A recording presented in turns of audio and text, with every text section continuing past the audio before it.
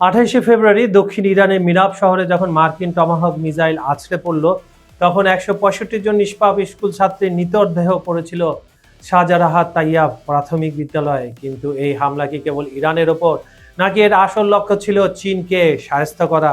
বন্ধুরা, মধ্যপ্রাচ্যের রণক্ষেত্র এখন ফুটন্ত করায় খোদ ইরানের সর্বোচ্চ নেতা আয়াতুল্লাহ আলী খামেনির মৃত্যু এবং 1500 মানুষের প্রাণহানির পর বিশ্ব রাজনীতির সমীকরণ বদলে গেছে। একদিকে যুক্তরাষ্ট্র ইসরায়েলের বিধ্বংসী আগ্রাসন, অন্যদিকে চীনের $2 লাখ জরুরি সহায়তা নিয়ে ইরানের পাশে দাঁড়ানো। এর পেছনে লুকিয়ে আছে এক ভয়ঙ্কর ভূ রাজনীতি। কেন চীন এই মরণ খেলা ইরানকে ঢাল হিসাবে ব্যবহার করছে, আর কেন বিশ্ব অর্থনীতির লাইফলাইন হরমুজ প্রণালী বন্ধ করে দিল ইরান? খবর সংযোগের বিহাইন্ড দ্য সিনের আজকের এপিসোডে আমরা এই জটিল রহস্যের জট খুলবো। শেষ পর্যন্ত সঙ্গে থাকুন, কারণ আজকের বিশ্লেষণ আপনার চিন্তাধারা বদলে দেবে। এবং ঈদের তৃতীয় দিন আপনাদের সবাইকে শুভেচ্ছা জানাচ্ছি। বন্ধুরা, দেশ এবং দেশের বাইরে যারা রয়েছেন আমাদের অনুষ্ঠানটা দেখছেন, সবাইকে ঈদ মোবারক।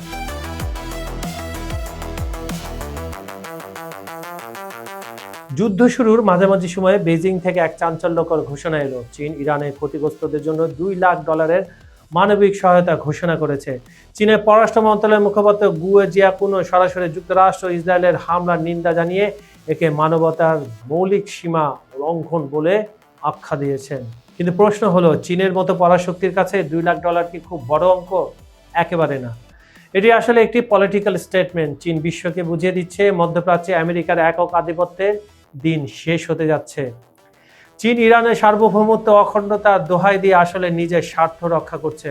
কারণ মধ্যপ্রাচ্যে ইরান টিকে না থাকলে চীনের বেল্ট অ্যান্ড রোড ইনিশিয়েটিভ বড় হুমকির মুখে পড়বে। ইরানকে সাহায্য করা মানে হলো মধ্যপ্রাচ্যে নিজের পা শক্ত রাখা, আর সেই পাটা হচ্ছে চীনের।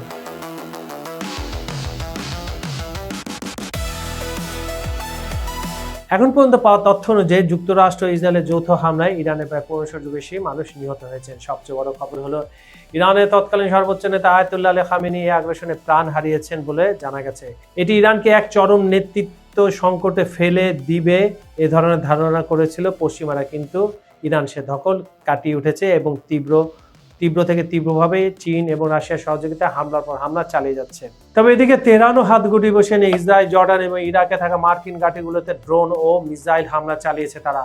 8 জন মার্কিন সেনার মৃত্যু সংবাদ ইতিমধ্যে নিশ্চিত হয়েছে।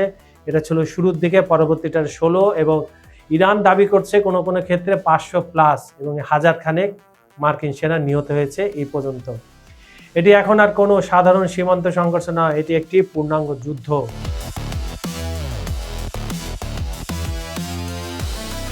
ইরান এবার এমন এক অস্ত্র ব্যবহার করেছে যা পুরো বিশ্বকে ভাতে মারতে পারে। মার্চ মাসের শুরু থেকে ইরান হরমুজ প্রণালী কার্যত বন্ধ করে দিয়েছে। মনে রাখবেন, বিশ্বের 20% তরলকৃত গ্যাস এবং প্রতিদিন প্রায় 2 কোটি ব্যারেল তেল এই পথ দিয়েই যায়। ইরান ভালো করেই জানে সরাসরি যুদ্ধে জেতা কঠিন, তাই তারা বিশ্ব অর্থনীতির নাড়ি চেপে ধরেছে।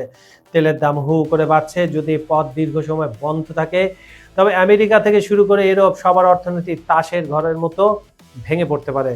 আর এই অস্থিতিশীলতার সবচেয়ে বড় সুযোগ নিতে পারে চীন।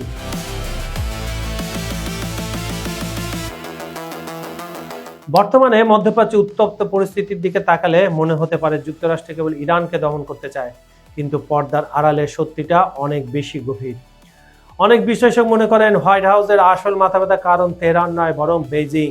ইরান এখানে একটি কৌশলগত ব্যাটেল গ্রাউন্ড মাত্র।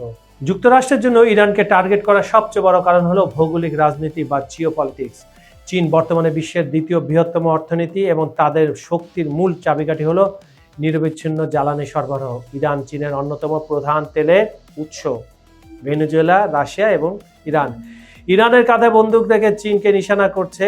তাই যুক্তরাষ্ট্র যদি ইরানকে অর্থনৈতিকভাবে পঙ্গু করে দেওয়া যায় বা সেখানে শাসন ব্যবস্থায় বড় কোনো পরিবর্তন আনা যায়, তবে চীনের জ্বালানি নিরাপত্তা চরম ঝুঁকির মুখে পড়বে। ইরানকে দুর্বল করার অর্থ হলো মধ্যপ্রাচ্যে চীনের belt and road initiative BRI এর পথে কাঁটা বিছিয়ে দেওয়া।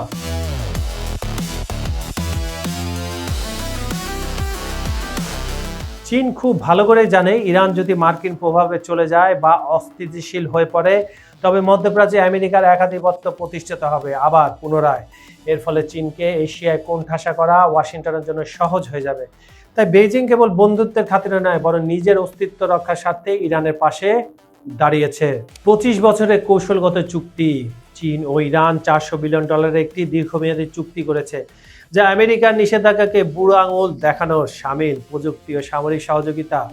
চীন ইরানকে উন্নত ড্রোন প্রযুক্তি, রাডার সিস্টেম ও সাইবার নিরাপত্তা দিয়ে সাহায্য করছে, যাতে ইরান মধ্যপ্রাচ্যে একটি শক্তিশালী প্রক্সি হিসাবে টিকে থাকতে পারে। নতুন এক স্নায়ুযুদ্ধের পদধ্বনি। এই সংঘাতকে অনেকে দ্বিতীয় স্নায়ুযুদ্ধ হিসাবে অভিহিত করেছেন। একদিকে যুক্তরাষ্ট্র আর পুরনো বিশ্ব ব্যবস্থা ধরে রাখতে, মানে গ্লোবাল যে অর্ডার, এটা ধরে রাখতে মরিয়া। অন্যদিকে চীন আর ইরান মিলে সেই ব্যবস্থাকে চ্যালেঞ্জ জানাচ্ছে। সঙ্গে পেছনে রয়েছে ভ্লাদিমির পুতিন। ইরান এখানে চীনের জন্য একটি প্রতিরক্ষামূলক বর্ম। মধ্যপ্রাচ্যে ইরান যত শক্তিশালী থাকবে, যুক্তরাষ্ট্রকে তত বেশি সেখানে ব্যস্ত থাকতে হবে। আর এই সুযোগে চীন দক্ষিণ চীন সাগর এবং বৈশ্বিক বাণিজ্যে নিজের প্রভাব বিস্তার করার সময় পাবে। এমনকি তাইওয়ানের উপর তার দীর্ঘদিনের যে দৃষ্টি রয়েছে সেটাও কার্যকর হবে, মানে যে কোনো মুহূর্তে তাইওয়ানকে সে নিয়ে নিতে পারে, যুদ্ধ করে বা বিনা যুদ্ধে। কারণ সবকিছু ফোকাস ইরানের দিকে থাকলে মার্কিন যুক্তরাষ্ট্র ওখানে অন্ধ হয়ে যাবে, সেই সুযোগটা চীন নিবে। পরিশেষে বলা যায়, ইরান ও যুক্তরাষ্ট্রের এই সংঘাত কেবল দুটি দেশের শত্রুতা নয়, এটি বিশ্বের নতুন মেরুকরণের বহিঃপ্রকাশ। এখানে তেলের চেয়েও দামি হলো আধিপত্য, আর সেই লড়াইয়ে চীন ও যুক্তরাষ্ট্র এখন মুখোমুখি। ইরান যদি স্নায়ুযুদ্ধে টিকে যায়, তবে তা হবে চীনের জন্য এক বিরাট বিজয় এবং মার্কিন সাম্রাজ্যবাদের পিছু হটার শুরু। আপনাদের কাছে বন্ধুরা একটা প্রশ্ন রেখে যায়, ইতিহাসকে তবে নিজেকে পুনরাবৃত্তি করছে? এক সময়কার দাপুরের সাম্রাজ্যগুলো এভাবেই কি অন্য কোনো শক্তির উত্থানের পথ প্রশস্ত করে দেয়? আজ ইরানের আকাশে যে বারুদের গন্ধ, তার রেশ কি অদূর ভবিষ্যতে বেইজিং বা ওয়াশিংটনের ড্রয়িং রুমে গিয়ে পৌঁছবে? মনে রাখবেন, আধুনিক এই দাবার বোর্ডে ইরান হয়তো কেবল একটি গুটি, কিন্তু সেই গুটি উল্টে গেলেই ভেঙে পড়তে পারে বিশ্ব অর্থনীতির চাকা। একদিকে যুদ্ধে মারা যাচ্ছে তাদের মিছিল, অন্যদিকে $বিলিয়ন বাণিজ্য চুক্তি। এই দুইয়ের মাঝে পিষ্ট হচ্ছে সাধারণ মানুষের ভাগ্য। আর মার্কিন যুক্তরাষ্ট্রে $বিলিয়ন ক্ষেপণাস্ত্র আর ড্রোনে পুড়ছে। বিহাইন্ড দ্য সিনের আজকের এই বিশেষ বিশ্লেষণ আপনার কাছে কেমন লেগেছে? আপনি মনে করেন চীন কি সত্যি বন্ধুত্বের হাত বাড়িয়েছে, নাকি ইরানকে ব্যবহার করে নিজের সাম্রাজ্য বিস্তার করতে চাইছে? আপনার মূল্যবান মতামত আমাদের কমেন্ট বক্সে এক্ষুনি জানান। আপনাদের প্রতিটি মন্তব্য আমাদের পরবর্তী অনুসন্ধানে শক্তি যোগায়। আমি কাজল হায়দার আজকের মতো বিদায় নিচ্ছি, তবে মনে রাখবেন, এই লড়াইয়ের শেষ এখানেই নয়, বরং এক নতুন বিশ্ব ব্যবস্থার শুরু মাত্র। দেখা হবে আগামীকাল ঈদের চতুর্থ দিন ঠিক একই সময়ে নতুন কোনো রহস্যের জট খুলতে। ততক্ষণ পর্যন্ত সজাগ থাকুন, নিরাপদে থাকুন এবং সত্যের সন্ধানে আমাদের সাথেই থাকুন। সবাইকে আবার ঈদ মোবারক। আল্লাহ হাফেজ।